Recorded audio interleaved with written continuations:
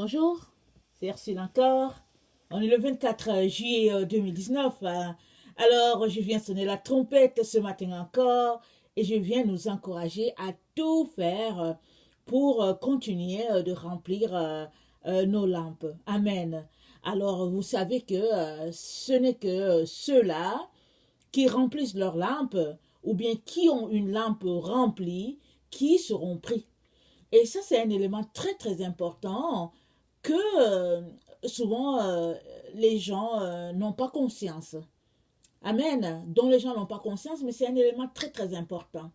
Alors, souvenons-nous, il y a 5 qui ont été prises et 5 qui ont été rejetées. Et la différence a été faite au niveau de leur huile. Alors, l'huile, c'est le Saint-Esprit. C'est un élément très, très important.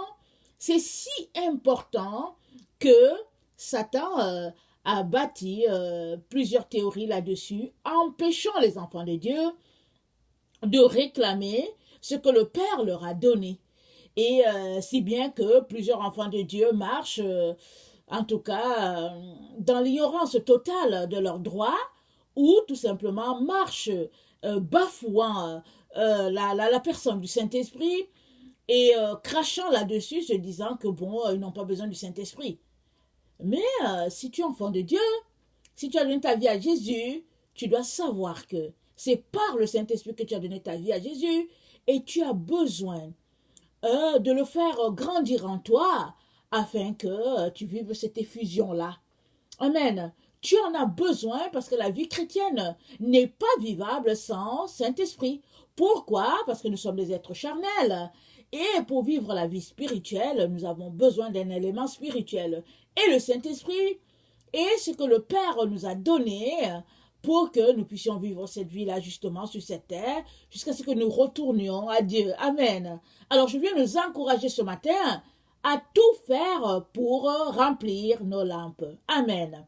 Alors je viens continuer sur le sujet d'hier qui est attendez, le sujet d'hier c'est tu as besoin de découvrir pourquoi c'est important que tu connectes à la personne que tu es. Amen. Ça, c'est très, très important. Alors, l'élément, effectivement, la raison, effectivement, pour laquelle il est important que nous puissions connecter, en plus de celle qu'on a dit hier, c'est que nous sommes appelés à répondre à celui qui nous a envoyés sur la terre. Amen. Alors nous avons déjà mentionné que en venant sur la terre, nous sommes venus d'en haut, direction vers le bas. Amen. Et toi aujourd'hui, qui es sur la terre, tu t'éveilles à cette réalité-là que tu es un enfant de Dieu, ou bien tu t'éveilles à cette réalité que non, il y a un être supérieur au-dessus de toi. Et alors, tu as besoin de connecter à cet être supérieur-là. Alors le mouvement dont inverse doit être fait par toi. C'est vrai que c'est Dieu qui met en nous des soupirs pour savoir qui nous sommes. Nous recherchons notre nature, notre divinité et tout. Alors, nous soupirons à quelque chose, mais ce soupir-là, c'est Dieu qui met ça en nous. Parce que la Bible dit, Dieu a mis en tout être humain la pensée de l'éternité. Alors, ces soupirs-là, c'est tous les humains qui vivent ça. Qu'ils soient dans la campagne, dans les villages, dans les forêts, en ville, peu importe le pays, le continent, tout un chacun vit cela. Amen. Et ta réponse fera la différence. Alors, qu'est-ce que tu fais quand tu as ces soupirs-là en toi? Tu as le choix de combler cela dans les choses. Très, très souvent, on se tourne tous vers le domaine matériel. Alors, souvent, on peut dire, bon, je veux m'acheter ceci, je veux voyager, je veux faire cela, parce qu'il y a plusieurs personnes qui agissent comme ça. Tu vois que leur âme n'est pas tranquille. Leur âme est agitée. Alors, ils ont un manque dans leur vie. Au lieu de se tourner vers Dieu, ils se mettent à voyager. Ils se mettent à faire quelque chose, parce qu'ils cherchent une certaine satisfaction. Mais la satisfaction ultime, tu ne peux la trouver que en Dieu, à travers Jésus-Christ, parce que tu ne peux pas l'avoir ailleurs. Amen. Et le mouvement inverse que nous faisons de la terre vers le ciel, c'est ce mouvement-là qui nous aide à connecter à qui nous sommes. Amen. Et nous avons besoin vraiment de connecter parce que nous sommes appelés à répondre à celui qui nous a envoyés sur la terre. C'est lui qui nous a envoyés. Il nous a envoyés en mission. Nous sommes tous en mission pour faire quelque chose. Alors, si nous ne le faisons pas, c'est comme si nous n'avons pas accompli ce pourquoi nous sommes venus sur la terre. Alors, nous avons besoin de l'accomplir. Et cela demande un processus, un cheminement. Et il n'y a que celui-là qui désire vraiment, qui va réussir à connecter à sa personne. Ou bien il n'y a que la personne qui désire et qui va jusqu'au bout de ses actions dans ce sens-là qui va réussir à connecter. Parce que ce n'est pas tout le monde. Il y a des gens qui commencent et à un moment donné sont découragés et disent que bon, on laisse faire parce que depuis longtemps je cherche Dieu et puis je n'arrive pas et puis bon, ils abandonnent. Il y a d'autres personnes qui commencent et puis qui trouvent cela, comment on appelle ça, extraordinaire et ils cheminent là-dedans. Et bon, petit à petit, ils finissent par savoir qui ils sont en réalité.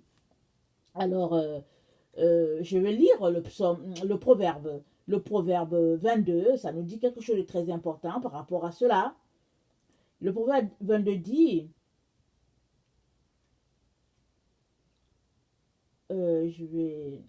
attendez,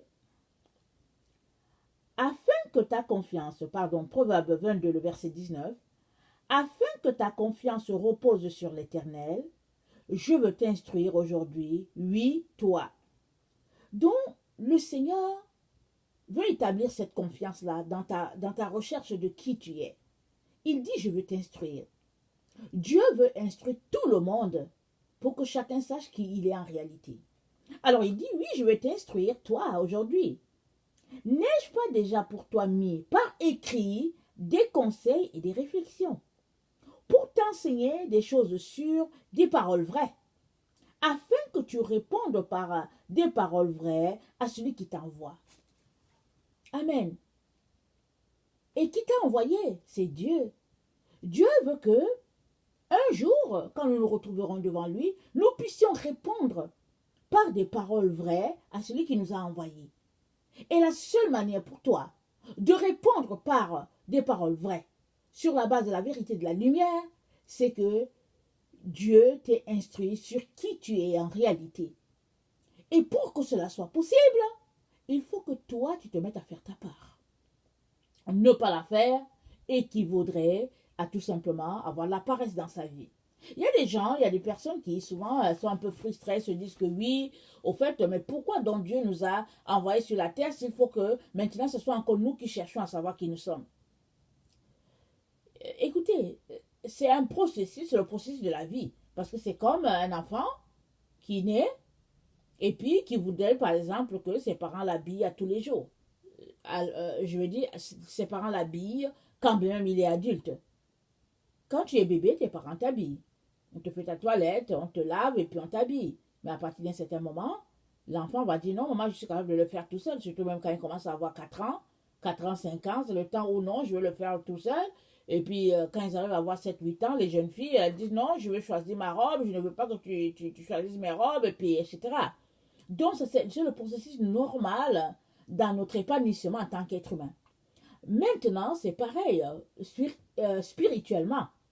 Si toi, tu ne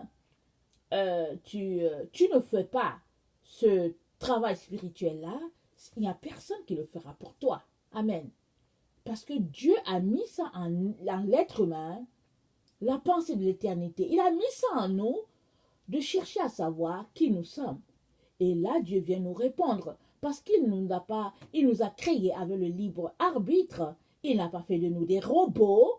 Et il veut donc que, dans un désir, dans un soupir, dans un amour, de découvrir qui est le Père éternel, nous puissions faire ce cheminement-là pour nous-mêmes. Amen. Alors, Dieu est prêt à nous instruire. Il veut nous instruire. Mais est-ce que toi, tu le veux vraiment? Amen. Alors, il y a des choses sur notre chemin qui nous empêchent de connecter à qui nous sommes. Alors, Dieu nous envoie sur la terre, mouvement en haut vers le bas. Nous sommes vers le bas, mouvement vers le haut. Et dans ce cheminement-là où nous voulons découvrir qui est notre Père céleste, il y a beaucoup d'embûches sur notre chemin. Il y a beaucoup d'obstacles. Il y a des épines, il y a des ronces, il y a des arbres qui tombent, qui sont arrachés, qui tombent, qui sont sur notre chemin. Il y a toutes sortes de choses. Mais si nous persistons, nous allons finir par y arriver. Et nous allons recevoir la révélation de qui nous sommes. Amen. Parce que la Bible nous dit dans le psaume 119, le verset 130, que c'est la révélation de la parole de l'Éternel qui est claire. Amen. Tant et aussi longtemps que tu n'es pas illuminé par Dieu lui-même sur qui tu es, tu vas rester dans ce flou-là. Amen. Soit cette pénombre, soit cette obscurité. Tu vas rester dans un semblant de lumière. Et la voie excellente pour connecter à la lumière divine, c'est de découvrir qui tu es. Amen. Parce que Dieu ne donne pas l'esprit par mesure à celui-là qui sait qui il est. Amen. On va lire. Alors, Jean 3. Attendez, il ne faut pas que je me perde. Jean 3, 33 à 35. Je vais m'assurer que Jean 3, 33 à 35.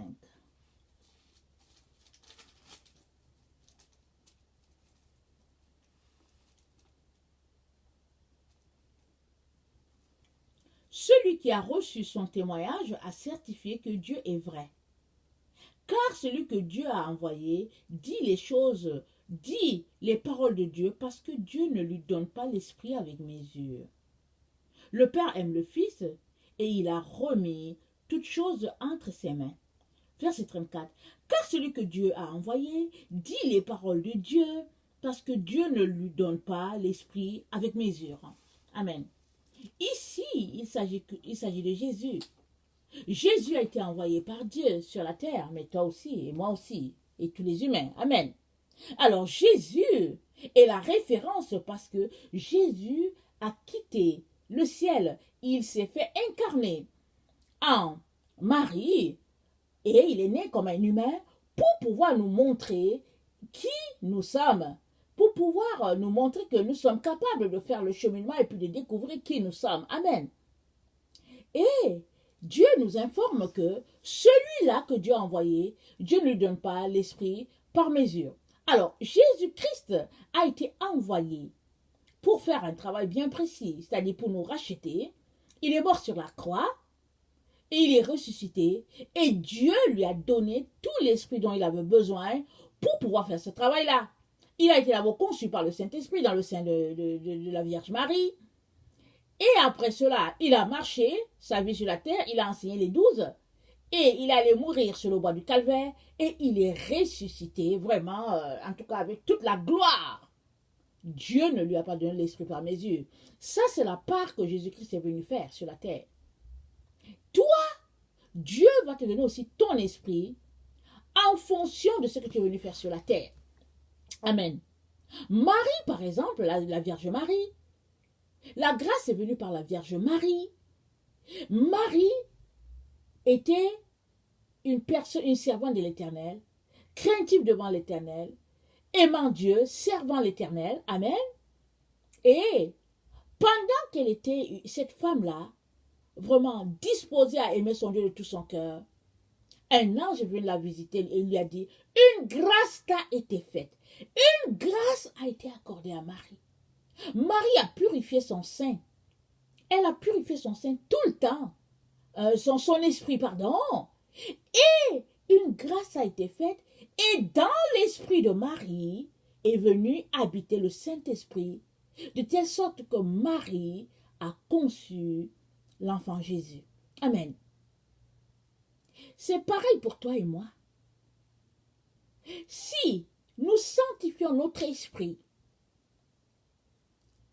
Dieu lui-même va venir downloader dans notre esprit son esprit afin que nous puissions faire ce pourquoi nous sommes sur la terre. Suppose que toi, ta part, c'est d'évangéliser, exemple, alors les habitants du Japon, exemple. Alors, plus tu chercheras à découvrir qui tu es, plus le Seigneur te révélera ta mission, en disant que je t'ai appelé pour exemple le Japon, plus tu prieras, purifieras, te sanctifieras, pardon, purifieras ton esprit pour être capable de faire cette tâche-là, plus Dieu déversera en ton esprit la dose de l'esprit que tu as besoin pour pouvoir faire ton travail. Amen. Luc 4, le verset 18, nous donne une information en ce qui concerne Jésus-Christ. Luc 4, le verset 18. Je vais lire. Ça dit ceci.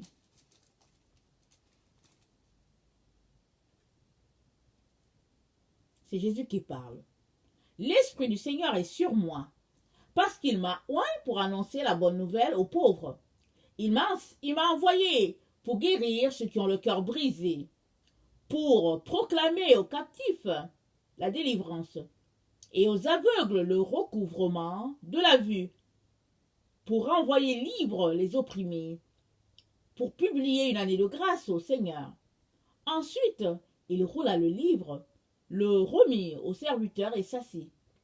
Tous ceux qui se trouvaient dans la synagogue avaient les regards fixés sur lui. Alors il commença à leur dire, aujourd'hui cette parole de l'écriture que vous avez entendue, que vous venez d'entendre est accomplie. Et tous lui rendaient témoignage. Ils étaient étonnés des paroles de grâce qui sortaient de sa bouche. Et ils disaient, n'est-ce pas le fils de Joseph? Et il a dit, Jésus-Christ a dit au verset 18, l'Esprit du Seigneur est sur moi parce qu'il m'a oint pour annoncer la bonne nouvelle aux pauvres. Amen. Jésus-Christ a connecté à qui il était. Rappelons-nous, il revient du désert là. Le verset 14 nous dit, Jésus, revêtu de la puissance de l'Esprit, retourna en Galilée et sa renommée s'est répandue dans le pays alentour. Il enseignait dans les synagogues et il était glorifié par tous. Alors ici, Jésus revenait du désert. Il est là-haut allé, il s'est fait baptiser. Le Saint-Esprit l'a conduit au désert. Il a passé 40 jours dans le jeûne et la prière. Il est revenu de là, il a été tenté par Satan.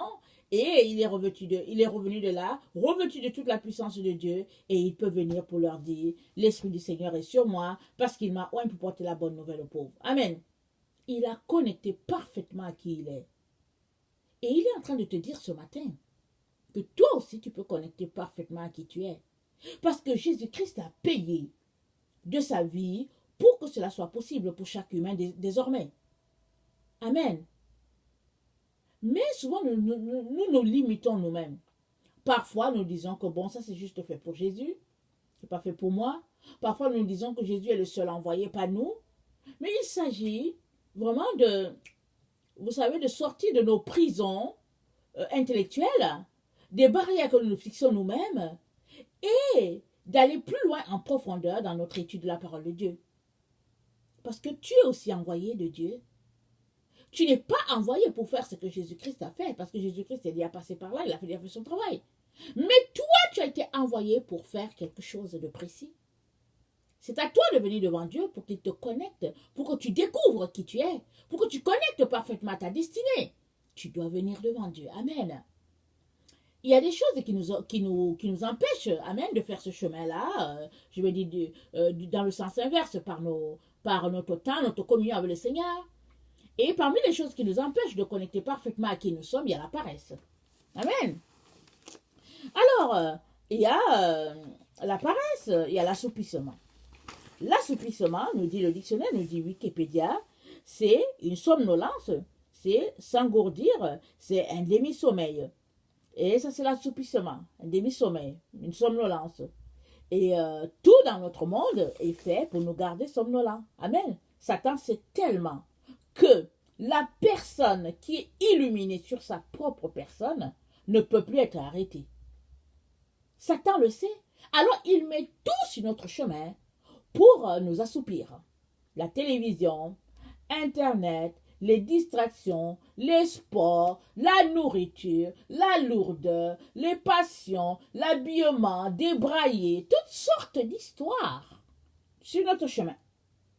Et ça, c'est aussi vieux que le monde. Mais c'est à toi de réaliser que non, il y a trop de distractions sur ton chemin, mais que toi, tu veux connecter à Dieu. Alors, c'est pas possible de connecter à Dieu et en même temps de connecter au monde. C'est pourquoi Jésus a dit, l'amour du monde, c'est Paul, et inimitié contre Dieu. Amen. Alors, si tu veux connecter vraiment à qui tu es, très très important que tu te déconnectes de tout le reste.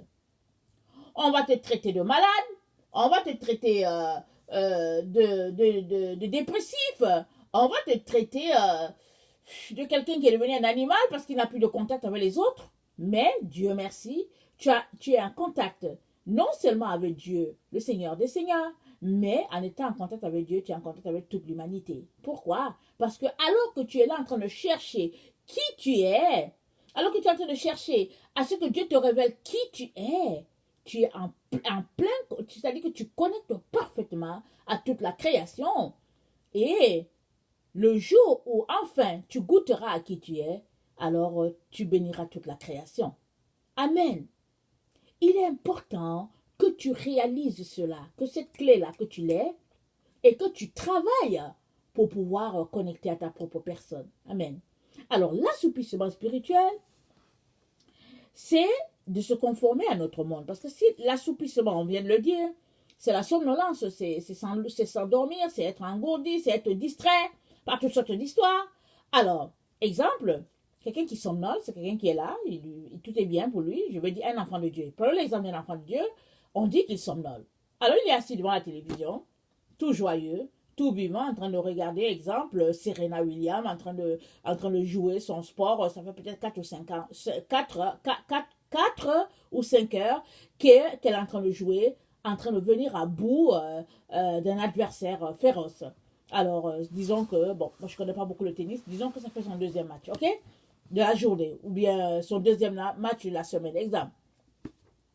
Alors, quelqu'un est assis là, en train de regarder Serena Williams, en train de jouer à son sport et puis en train de battre les records. Amen. Une telle personne, la Bible dit que c'est une personne qui somnole. Pourquoi? Parce que prendre 4 heures de sa vie en train de regarder une personne en train de s'amuser, c'est perdre 4 heures de la présence de Dieu. Amen. Il faut voir les choses comme ça. Quand on voit les choses comme ça, on s'arrête, on se dit, non, c'est beaucoup. Je préfère prendre ce temps-là pour découvrir qui je suis. Amen.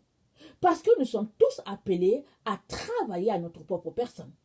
Peut-être que Serena, elle est venue pour ça, moi je ne sais pas, c'est pas mes affaires. Amen. Mais ce qui est important, c'est que moi je sache ce pourquoi je suis là. Alors, passer 2 heures à regarder, exemple, Serena, c'est beaucoup. Beaucoup. 10 minutes, c'est suffisant pour moi. Et même, quand je vais finir de la regarder, qu'est-ce que je vais gagner? Alors, quand on apprend à raisonner comme ça, on va se déconnecter petit à petit de toutes ces distractions-là, parce que passer, exemple, 2 heures à voir quelqu'un vivre son rêve, si cela comment on appelle, ne te donne pas de l'énergie à toi pour que tu vives aussi ton rêve à toi, alors tu es tout simplement en train de perdre ton temps. Amen. Parce que Jésus-Christ te dit, toi aussi tu peux vivre ton rêve, et il faut que tu prennes la parole, et que tu restes dans sa présence, et il t'aidera à vivre ton rêve à toi. Mais ton rêve là, si tu peux appeler ça comme ça, ou bien si tu veux l'appeler comme ça, pour Jésus, ce n'est pas un rêve. Pour Jésus, c'est la réalité. Parce que s'il t'a appelé à le vivre, alors pour lui, c'est la réalité. Pourquoi? Parce que tout ce que Jésus t'a donné à faire touche l'âme de quelqu'un et sauvera quelqu'un. Parce que s'il y a une chose que Jésus-Christ appelle trésor, c'est chaque âme. C'est les humains. Chaque être humain est un trésor pour Jésus. C'est pourquoi Jésus-Christ a dit, Au fait, si tu n'as pas été fidèle dans les richesses injustes, qui te donnera ce qui est pour toi? Parce que la richesse, la seule richesse juste devant Dieu, c'est l'âme de quelqu'un. C'est tellement important, tellement précieux pour notre Seigneur que si tu passes ton temps, à t'occuper de ce que Jésus-Christ appelle trésor, c'est-à-dire que l'âme de quelqu'un, Jésus-Christ, il te le rendra au centuple. Amen. Parce qu'il est venu pour l'âme de l'humain. Amen. Alors, l'assouplissement spirituel, donc, je disais, c'est de se conformer à notre monde et c'est perdre l'intérêt des choses de Dieu.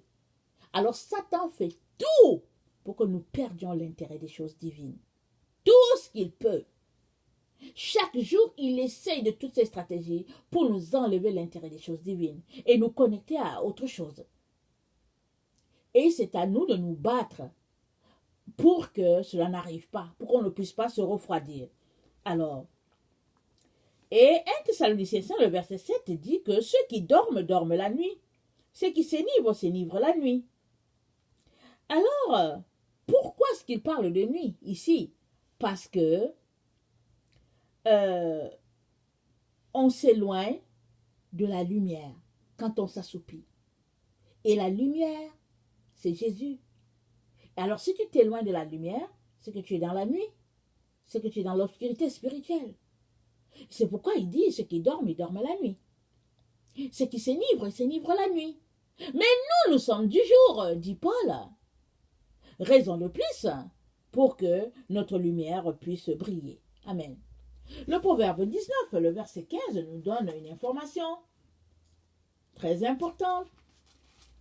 Proverbe 19, le verset 15, la paresse fait tomber dans l'assoupissement et l'âme nonchalante éprouve la faim. Alors, l'âme nonchalante éprouve la faim. Ici, c'est vrai, il parle de la faim physique. Mais avant cela, il a parlé de paresse. Et la paresse fait tomber dans l'assoupissement. Et ça, c'est dans tous les plans. L'assoupissement physique, mais l'assoupissement aussi spirituel. Parce que la paresse est un esprit que nous devons tous combattre. Et si nous, on aime travailler, si nous, les humains, nous aimons travailler, ou bien si nous faisons partie des personnes qui aiment travailler en tant qu'humains, alors s'attendons à envoyer sur la terre un type de paresse qui ne paraît pas être paresse. C'est le fait de s'asseoir devant la télévision pendant des heures, regarder quelque chose. Le fait de s'asseoir devant Internet pendant des heures, regarder des futilités. Ça, c'est de la paresse. Mais plusieurs pensent qu'ils sont en train de faire quelque chose. C'est le fait de passer le temps à regarder des séries télévisées, des séries américaines, des séries japonaises, des séries coréennes, des séries africaines, je sais pas, algériennes, je sais pas, toutes sortes de séries, et des feuilletons. Alors, on est là, on regarde. Dès qu'on finit le feuilleton de 15 minutes ou bien de 20, on veut savoir la suite de l'histoire. Et on continue de poursuivre la série. Et pendant qu'on fait ça, on est en train de poursuivre le serpent. Amen. On poursuit le serpent sans le savoir. Il est temps que tu puisses te réveiller, toi qui m'écoutes. Tu vas me dire, il ne faut pas exagérer. Je veux juste avoir un peu de plaisir. Mais sache que pendant que tu es en train de suivre tes séries, en train de dire, oh, la série 4 vient de finir, je veux savoir ce qui se passe à la série 5, j'ai hâte. Tu es tout simplement en train de courir après le serpent. C'est le serpent. Et tu cherches à attraper sa queue. Et tu cours. Amen. Qu'est-ce que la Bible a dit dans Genèse 3? Il a dit au serpent, la postérité de la femme t'écrasera la tête. Alléluia. Alléluia. La postérité de la femme là, elle va t'écraser la tête. Alors si toi tu m'écoutes, tu es la postérité de la femme, tu écrases la tête du serpent maintenant même. Tu écrases ça. Tout ce qui te distrait, tout ce qui prend de ton temps, ça c'est le tactique du serpent. C'est le serpent qui est en œuvre dans ta vie. Tu dois te lever, écraser sa tête. Retrouve ta liberté en cherchant à connecter à qui tu es. Parce que ce n'est que comme ça que tu auras le Saint-Esprit en abondance pour pouvoir faire l'œuvre. Alors c'est la raison pour laquelle les 5 ont été laissés. 5 ont été laissés et ont été qualifiés de folles. Parce qu'elles ont vécu dans l'illusion. Qu'est-ce qu'elles faisaient pour ne pas remplir leur lampe? Elles étaient très conscientes que le Messie arrivait. Parce qu'elles sont parties à sa rencontre. Qu'est-ce qu'elles faisaient? Était-elle en train de suivre des séries télévisées à quelque part? Peut-être que oui, hein? On ne sait pas exactement. Je viens t'encourager ce matin à ne pas faire partie de ce groupe-là, mais à tout faire pour te réveiller, pour secouer la poussière et entrer parfaitement dans ta destinée. Amen.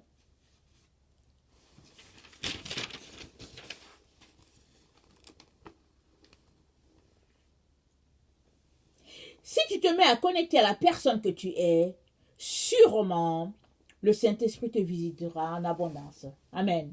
Sûrement. Et tu réaliseras ce pourquoi tu es venu sur la terre. Ça, c'est très, très important. Et je viens vraiment t'y encourager. Le chemin n'est pas facile. Jésus est avec toi. Le Saint-Esprit est là.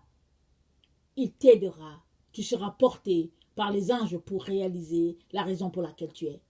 Amen. Que le Seigneur vraiment vous bénisse et qu'il nous donne vraiment de pouvoir continuer la marche avec lui, la marche ascendante avec lui. Amen. Si toi tu es quelqu'un qui ne connaît pas le Seigneur, je viens te dire que Jésus-Christ est le seul chemin, la vérité et la vie. Amen. Il n'y a pas une autre lumière qui pourrait t'éclairer. Même si dans les trucs de yoga, de bouddhisme et puis toutes sortes, je sais pas, les religions, on te dit oui, tu vas atteindre l'illumination. Il n'y a pas d'illumination en dehors de Jésus-Christ. Désolé de te décevoir. Il n'y en a pas. Jésus est la seule personne, la seule, qui te donnera d'être illuminé sur qui tu es en réalité et qui te donnera de connecter parfaitement à Jésus-Christ. Alors, vraiment, que Dieu te donne de réaliser cela, de l'accepter et de te mettre à chercher, à connecter à ta propre personne. Voilà, je vous aime beaucoup. Dieu davantage. Soyez bénis. Merci.